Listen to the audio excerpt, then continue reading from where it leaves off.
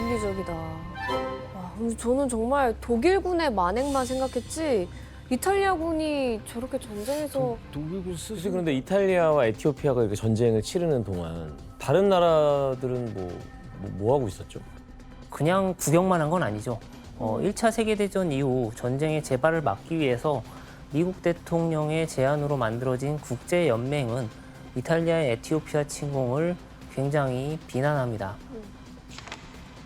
국제연맹위원회는 이탈리아와 에티오피아 전쟁의 독가스 사용을 강력히 비판했다. 이탈리아와 에티오피아 정부에게 독가스 사용 금지 협약 준수를 촉구하였고 이탈리아를 향해 에티오피아에 독가스를 사용하지 말라고 경고했다. 결국 국제연맹은 이탈리아를 침략자로 규탄하고 경제 제재를 가하기로 결정을 합니다. 국제연맹의 이 같은 결정에 분노한 이탈리아 국민들은 이탈리아의 경제적 생존을 위해서 자발적으로 국가에 금품을 기부하기 시작합니다. 네? 이 같은 이탈리아인들의 희생에도 불구하고 국제연맹은 결국 이탈리아로의 무기 수출, 특정 원자재에 대한 수출 금지, 금융 거래 제한까지 시행을 하게 됩니다. 그러자 1937년 무솔리니는 국제연맹에서 아예 탈퇴해버리기로 결정을 하죠. 이탈리아 국제연맹 탈퇴, 군중들 평화를 회복해줄 것이라며 무솔리니의 환호. 국제연맹을 향해 무너지고 있는 신전이라 비난하며 전쟁 준비 시사. 결국 치열한 접전 끝에 간신히 에티오피아를 차지했지만 국제사회에서 고립되는 상황이 된 것입니다. 그러자 무솔리니는 타개책을 생각해내게 되는데요. 어떤 방법이었을까요? 다른 나라와 또 손을 잡는 거죠. 그렇죠. 예. 바로 자신을 도와줄 다른 동맹국을 찾기 시작한 겁니다. 이때 무솔리니에게 손을 내민 나라가 있는데 누굴까요? 독일! 그렇죠. 바로 히틀러의 나치 독일이었습니다.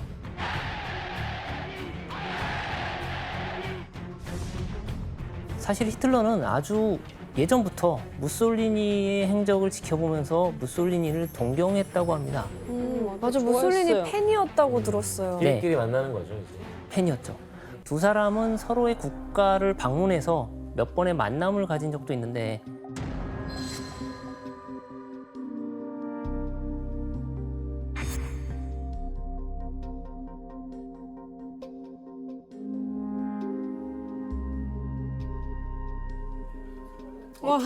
와 서로 그렇게. 와.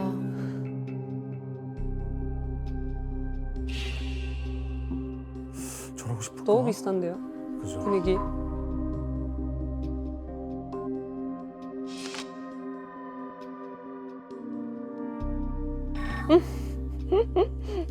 와 똑같이 따라하는 거네요. 진짜 무슨 아이돌 보는 것 뭐, 맞아. 진짜 막. 히트가 신났어요 지금. 그러니까. 진짜 좋아했나 봐. 초창기의 히틀러는 무솔리니를 따라하면서 나치의 귀감으로 삼았습니다. 저 비슷해요, 정도면 엄청. 거의 소울메이트예요. 운명 공동체.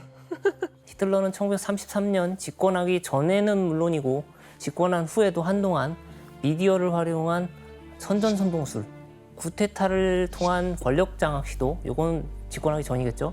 폭력을 이용한 독재 체제 구축 등 무솔리니로부터 여러 가지 아이디어를 벤치마킹하고 영향을 받았죠.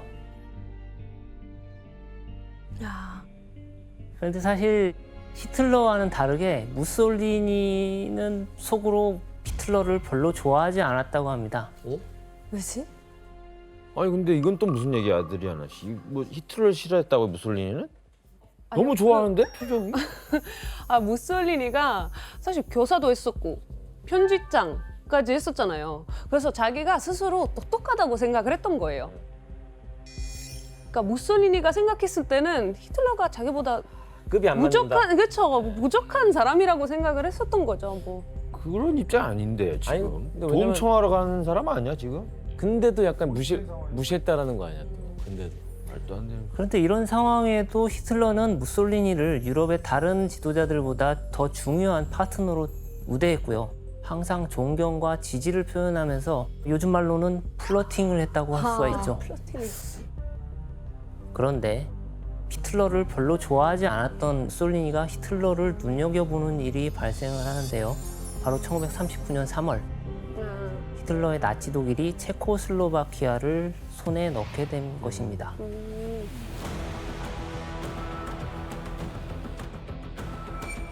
이렇게 독일이 세력을 넓혀가는 걸 본 무솔리니는 히틀러와의 동맹이 자신의 권력을 강화시켜주는데 필히 도움이 될 거라고 믿기 시작하죠. 아, 이제 좀 컸다고 예. 대접해줬네. 속으로 싫어하든 말든 일단 실익은 있을 거다라고 이제 계산한 거죠. 실세로 떠오르고 있으니까. 그렇죠. 기회주의자야. 게다가 히틀러는 무솔리니 에티오피아 침공을 지켜보면서 이탈리아가 군사적으로 유용한 독일의 동맹이 될 수 있을 거라고 기대한 겁니다. 이런 분위기 속에서 1939년 5월 22일에 결국 이탈리아와 독일이 강철 조약, 철회 조약이라고 부르는 동맹을 정식으로 체결합니다. 1. 이탈리아와 독일은 서로의 정치적, 경제적, 문화적 자유와 독립을 존중하고 서로의 영토와 영향권을 침범하지 않는다. 2. 제3국에게 공격당할 경우에는 즉시 서로에게 통보하고 최대한의 군사적 지원을 제공한다. 진짜 운명 공동체예요, 이제. 이렇게 두 나라가 강철 조약을 맺고 4개월 뒤인 1939년 9월 1일 히틀러의 독일이 폴란드를 침공하면서 인류 역사상 최악의 전쟁 2차 세계대전이 시작됩니다.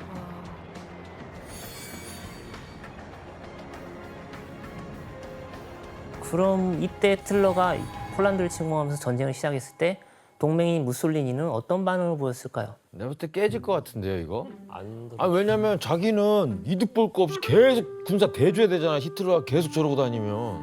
히틀러가 그때는 강했으니까 독일 잘 되면 자기네도 득볼 아니지, 거라고 그렇게 생각을 하지 생각하겠냐. 않았어요? 무솔리니는 군사적 중요가 부족하다는 참모들의 조언을 듣고 전쟁에는 즉시 참여하지 않는다고 선언했습니다. 그러면 이제 저 동맹은 깨지지. 한편 1차 세계대전 때와는 달리 전쟁 준비를 착실히 한 독일의 힘은 매우 막강했습니다. 독일은 1940년 6월에 덴마크와 노르웨이를 점령하고 네덜란드, 벨기에, 프랑스까지 공격하기 시작합니다. 그런데 1940년 6월 10일 당시 무솔리니 57세였는데요. 갑자기 입장을 바꿔서 참전을 선언합니다. 여기서 또 다른 문제를 한번 내보겠습니다. 참전에 동의하지 않던 무솔리니는 왜 갑자기 입장을 바꿨을까요? 정답. 네, 기현 씨. 생각보다 독일이 전쟁 준비를 열심히 잘해서 또 히틀러가 무솔리니 팬이니까 무솔리니 형 도와주면 내가 어느 땅 줄게. 앞부분은 거의 정답으로 가고 있었는데 마지막에 새 나갔네요. 오답입니다. 됐어. 아, 그러니까 정답 비슷한데 저도 예. 이게 지금 독일이 너무 잘 나가고 있는 거예요. 조금이라도 이거 뭐 도와주지 않으면 나중에 이 독일이 우리 쪽에도 약간 위협이 될까 봐. 거의 비슷합니다. 두 분 하신 얘기가 거의 비슷한데 마지막에 항상 빗나가네요. 자기 친구가 잘 나가고 있으면 기회주의적인 성격인 사람은 어떻게 할까요? 맞네. 그냥 이거네. 예, 정답. 예. 그냥 그 전쟁에서 이겼다는 승리 그 명예 같이 얻으려고. 그렇죠. 정답입니다.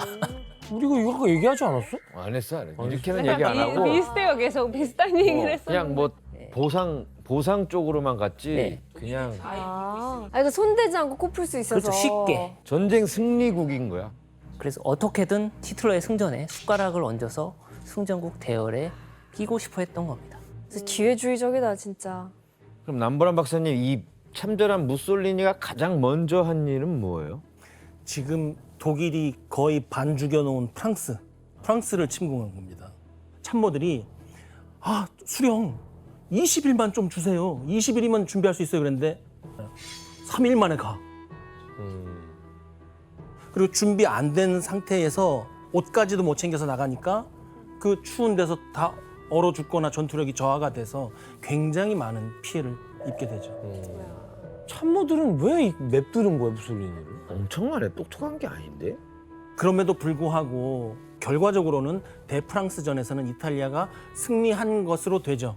근데 한 게 없잖아요. 한 게 없지만 줄을 잘 썼잖아요. 한척했지. 교수님 근데 갑자기 이렇게 기회주의자처럼 입장을 바꾼 무솔리니에 대해서 뭐 히틀러는 어떻게 생각을 했죠? 히틀러는 황당함으로써 분노를 표현했다고 합니다. 잘했네. 전쟁 준비가 제대로 안 됐다고 계속 발을 뺄 때는 언제고 도와달라고 하지도 않았는데 갑자기 끼어드는 거죠. 그런데 무솔리니는 이런 히틀러의 속내도 모르고 동맹국이니까 우정을 생각해서 승전에 대한 전리품을 줄 거라고 기대를 했습니다. 결과적으로 무솔리니는 카이사르의 영광을 재현하기는커녕 아주 작은 땅을 얻는 것으로 그치고 맙니다. 무솔리니 팬이었는데 약간 환상이 점점 깨지고 있겠네요. 그렇지. 그렇죠. 이게 그 시작이죠. 그렇다면 프랑스 전쟁으로 이렇게 망신을 당한 무솔리니가 과연 기세가 꺾였을까요? 이제 제발 꺾이셨으면 좋겠어요. 그랬으면 다행인데 무솔리니는 여전히 이탈리아군이 전쟁 준비가 충분히 돼 있지 않다는 사실을 인정하려고 들지 않았습니다. 아니 이게 메타인지가 안 되는 사람이에요. 진짜 펠리컨 같은. 오히려 더 많은 곳을 침략하기 위해서 프랑스 전쟁이 끝난 지 불과 3개월 만에 다음 전쟁을 준비를 하게 됩니다. 와. 어디였을까요? 오스트리아? 멕시코? 로마 제국 영역에서 가장 중시했던 지역이 어디겠습니까? 이집트? 그렇죠. 로마 제국의 영토였던 이집트를 치기로 결심을 합니다. 아 이집트 빡센데. 뿐만 아니라 히틀러의 뒷목을 잡게 하는 사고까지 치고 맙니다. 어떤 사고를 쳤을까요? 일 못하고 의욕만 앞서는 사람들의 대표적인 특징이 일을 버려놓기만 하고 수습을 못하는 거죠. 1940년 10월 무솔리니는 이집트 전선과 병행해서 이집트에서 완전히 승리한 것도 아닌데 그렇죠. 또 다른 전선을 열죠. 그리스 침공을 결정합니다. 필수요. 그리스도 너무 빡센데. 뜬금없는데? 무솔리니는 2주일 내에 공격 준비를 마친 뒤에 10월 28일까지 그리스로 진격하라고 명령을 내립니다. 교수님 무솔리니가 근데 그리스를 가려고 했던 이유는 뭐예요?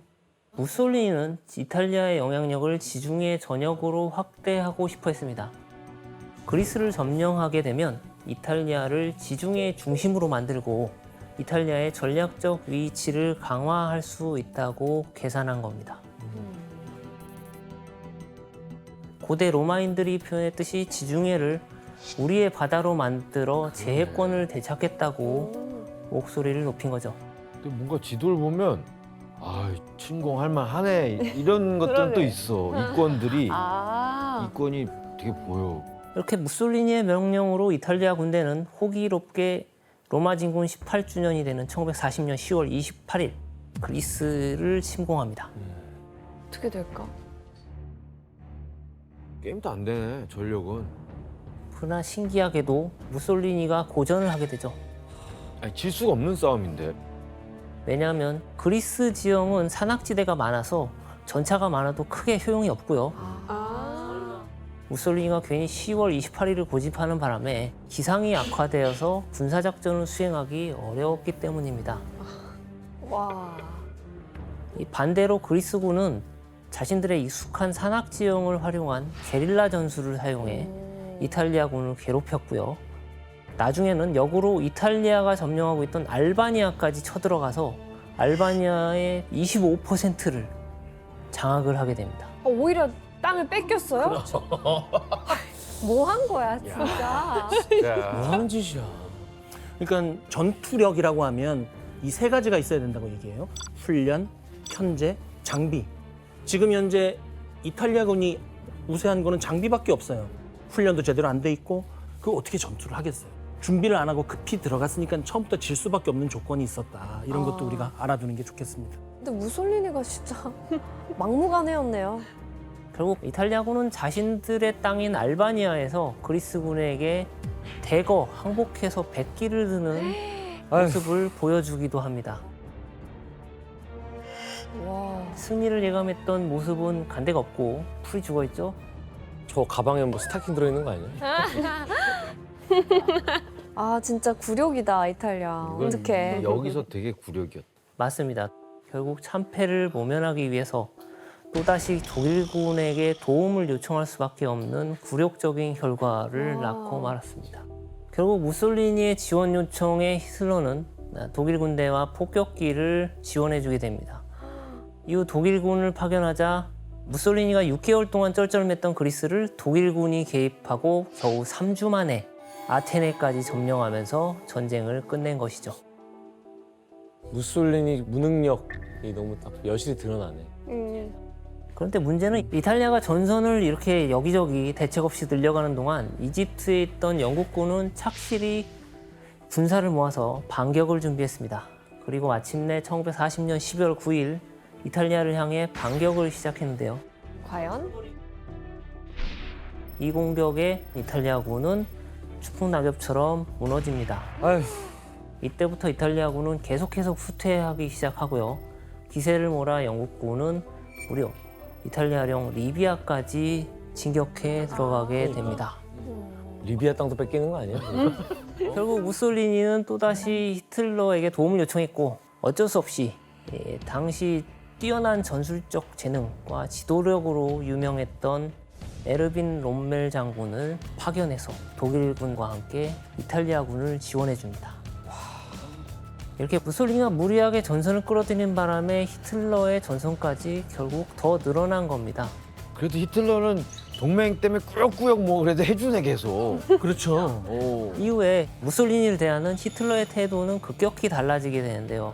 히틀러는 계속해서 전선을 늘려놓기만 하고 수습하지 못하는 무솔리니에게 크게 분노하면서 이때부터는 완전히 무솔리니를 아랫사람처럼 거만한 태도로 대했다고 합니다.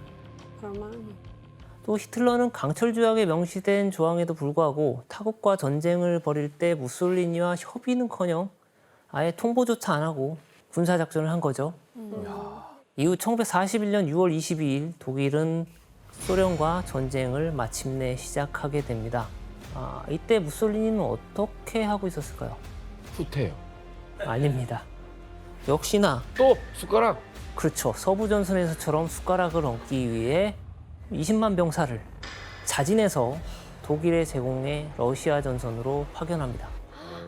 이탈리아군은 그렇게 해서 동부 전선에 파견되어 소련군의 반격을 막는 방패막이로 많이 쓰이게 됩니다.